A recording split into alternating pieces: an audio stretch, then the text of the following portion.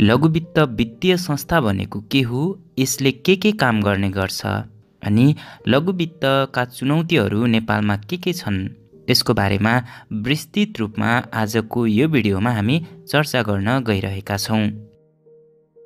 नेपाल राष्ट्र बैंकबाट इजाजत पत्र प्राप्त गरी विपन्न तथा न्यून आय भएका व्यक्ति र महिलाहरूलाई विशेष गरेर सदस्य बनाई तिनीहरूबाट नियमित बचत सङ्कलन गरी सामूहिक जमानीमा कृषि तथा लघु उद्यम व्यवसाय सञ्चालन गर्न बिना धितो लघु कर्जा प्रवाह गर्ने तथा आफ्नो सदस्य वा अन्य व्यक्तिलाई स्वीकारयोग्य धितो लिई लघु उद्यम तथा लघु व्यवसाय सञ्चालन गर्न धितो कर्जा प्रवाह गर्ने र सीमित मात्रामा सदस्यहरूको बचत सङ्कलन गर्ने संस्थालाई नै लघु वित्त वित्तीय संस्था भनिन्छ। यो त लघु वित्त वित्तीय संस्थाको परिभाषा भयो। लघु वित्त वित्तीय संस्थाहरू नेपाल राष्ट्र बैंकको मातहतमा रहेर काम गर्छन्। नेपाल राष्ट्र बैंकले लघु वित्त वित्तीय संस्थाहरूलाई सञ्चालन गर्नको लागि अनुमति दिने गर्छ। नेपाल राष्ट्र बैंकले बैंक तथा वित्तीय संस्थाहरूलाई 4वटा वर्गमा विभाजन गरेको कुरा त तपाईँ हामीलाई थाहा नै छ। क वर्गका वाणिज्य बैंकहरू अर्थात् कमर्सियल बैंकहरू, त्यसै गरी ख वर्गका विकास बैंकहरू डेभलपमेन्ट बैंकहरू, त्यसै गरी ग वर्गका वित्तीय कम्पनीहरू फाइनान्स कम्पनीहरू र घ वर्गका लघु वित्त वित्तीय संस्थाहरू अर्थात् माइक्रो फाइनान्स कम्पनीहरू। लघु वित्त वित्तीय संस्थाहरूले विशेष गरेर बिना धितो ऋण उपलब्ध गराउने गर्दछन्। नेपालको विभिन्न भूभागमा गएर दूरदराजको गाउँघरहरूसम्म गएर वित्तीय साक्षरता, वित्तीय शिक्षा, ससानो बचत सङ्कलन गर्ने, लघु बिमा गर्ने, बिना धितो ऋण दिने, धितोमा ऋण दिने काम चाहिँ लघु वित्त वित्तीय संस्थाहरूले गर्दै आइरहेका छन्। लघु वित्त वित्तीय संस्थाहरूबाट ऋण पाउनको लागि या बचत सङ्कलन गर्नको लागि एउटा समूह बनाउनु पर्ने हुन्छ। त्यो समूह महिलाको हुनसक्छ या पुरुषहरूको हुनसक्छ। विशेष गरेर लघु वित्त संस्थाहरूमा महिला सदस्यहरू नै बढी हुने गर्छन्। महिला सदस्यहरूको एउटा केन्द्र बन्छ, त्यो केन्द्रभित्र समूहहरू बन्छन्। त्यो केन्द्र अथवा त्यो समूह बनिसकेपछि लघु वित्त संस्थाले त्यो केन्द्रमा ऋणमा गराउँछ। ऋणमा गराइसकेपछि लघु वित्त वित्तीय संस्थाले आवश्यक प्रक्रियाहरू पुगाएर आफ्नो सदस्य दिदीबहिनीहरूलाई ऋण प्रवाह गर्ने गर्दछ। विशेष गरेर लघु वित्त वित्तीय संस्थाले आय आर्जनको क्षेत्रमा लगानी गर्ने गर्दछ। ऋण लगानी गरिसकेपछि लघु वित्त वित्तीय संस्थाहरूले आफ्नो सदस्यले त्यो ऋणको सही सदुपयोग गर्नुभयो या गर्नु भएन भनेर विभिन्न समयमा चेक जाँच पनि गर्ने गर्दछ।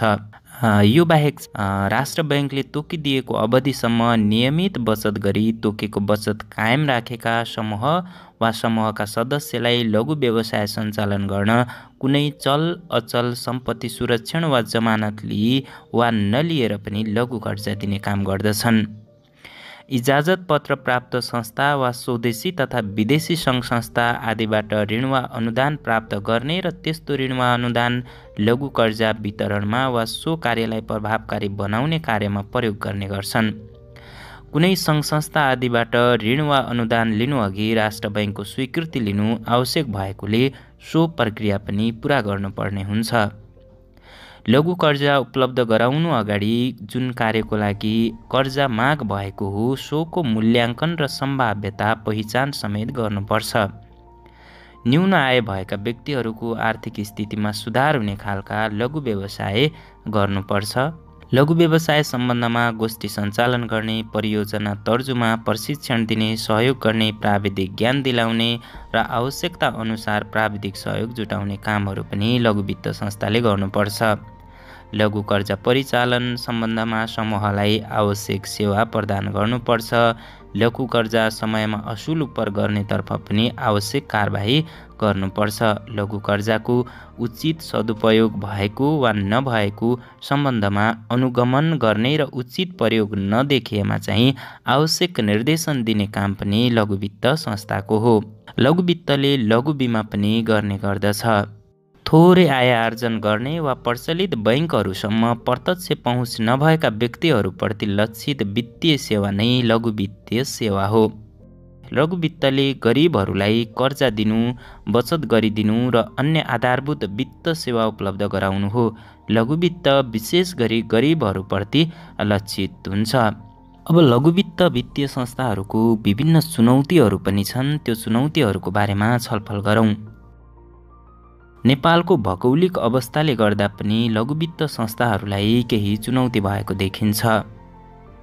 पहाडी वा हिमाली क्षेत्रमा सवारी साधनहरू नपुग्नु, गाउँघरहरू एकदमै टाढा टाढा हुनुले लघु वित्त क्षेत्रमा चुनौती थपिँदै गएको छ। त्यसै गरी सुरक्षाको दृष्टिकोणले पनि आफ्नो सदस्यहरूलाई गाउँघरमै गएर वित्तीय सेवा दिनुपर्ने, ऋण उठाउनुपर्ने, बचत उठाउनुपर्ने, ऋण लगानी गर्नुपर्ने भएको कारणले गर्दाखेरि र सवारी साधनको व्यवस्था नहुँदा सुरक्षाको किसिमले पहाडी तथा हिमाली क्षेत्रहरूमा, तराईको पनि विभिन्न दुर्गम भूभागहरूमा चाहिँ यसको भौगोलिक विकटताले गर्दाखेरि समस्याहरू झेल्दै आइरहेको छ लघु वित्त क्षेत्रले। धेरै लघु वित्तहरू भएर पनि अहिले चुनौती भएको छ। लघु वित्त धेरै संस्थाहरूमा एउटै सदस्य धेरै संस्थाहरूमा बस्ने गर्दा पनि लघु वित्त संस्थाहरूमा सदस्यहरूको दोहोरोपना हुने गर्दछ। एउटै सदस्यले तपाईको 5 देखि 15-20 वटासम्म संस्थाबाट ऋण चलाउँदाखेरि सदस्यलाई आर्थिक भार पर्न गई यसले आर्थिक सङ्कट निम्त्याउँछ, जसले समाजमा पनि खलबल पुग्दछ। यो पनि लघु वित्तको एउटा चुनौतीको रूपमा अहिले देखिराखेको विषय हो।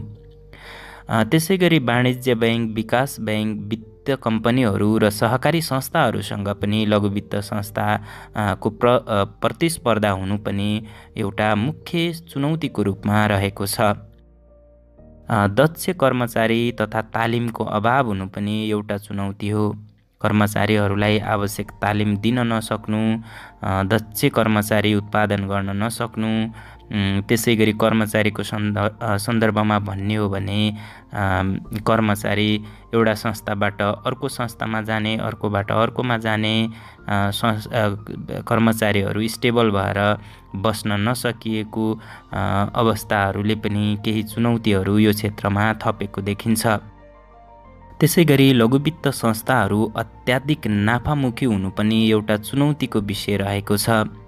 लघु वित्त संस्थाहरू सुरुमा जसरी यी संस्थाहरूको जन्म भयो, नेपालमा उत्पत्ति भयो या संसारमै पनि यो लघु वित्तको एउटा कन्सेप्ट आयो, तब लघु वित्त नाफामुखी भन्दा पनि सेवामुखी भएर खोलिएको थियो। तर पछिल्लो समय लघु वित्त संस्थाहरू सेवामुखी भन्दा पनि अत्याधिक नाफामुखी भएर सदस्यहरूलाई ऋण उपलब्ध गराउने मात्रै काम हुनु, सदस्यहरूले ऋण लिइसकेपछि त्यसको सदुपयोगिता जाँच गर्न नसक्नु, सदस्यहरूको व्यवसाय विस्तार गर्नमा भन्दा पनि ऋण मात्रै थोपर्ने कुराहरू गर्दाखेरि पनि केही चुनौती भएको देखिन्छ। यसले तत्काल पनि धेरै असरहरू त देखिरहेको छ, तर भविष्यमा अब माथिल्लो निकायले यसको बारेमा विचार नगर्ने हो भने यो क्षेत्र सङ्कटमा पर्दै जाने अवस्था देखिन्छ। आजको यो भिडियोमा लघु वित्त संस्था भनेको के हो, यसको सामान्य कामहरू के हुन् र यसका चुनौतीहरू अहिले के छन् भन्ने विषयमा मैले तपाईहरुको माझमा कुरा गरेँ। आउँदो भिडियोहरूमा चाहिँ लघु वित्तका अन्य पाटाहरू, अन्य वित्तीय संस्थाका कुराकानीहरू, लघु वित्तमा कसरी जागिर गर्न सकिन्छ, कसरी जागिर खाने, त्यसको लागि के गर्नुपर्छ, कसरी अध्ययन गर्ने, कुन विषय अध्ययन गर्ने भन्ने विषयवस्तुहरू म तपाईहरुको माझमा लिएर आउनेछु। तपाईले आफ्नो मनमा लागेका जिज्ञासाहरू हाम्रो कमेन्ट बक्समा छोड्न सक्नुहुनेछ। अहिलेसम्म भिडियो हेरिदिनु भएकोमा तपाईलाई धेरै धेरै धन्यवाद। हाम्रो युट्युब च्यानल बिहानी अनलाइन टिभीलाई सब्स्क्राइब गर्न नभुल्नुहोला। आजको भिडियोबाट म बिदा हुन चाहन्छु। हवस् त, धन्यवाद।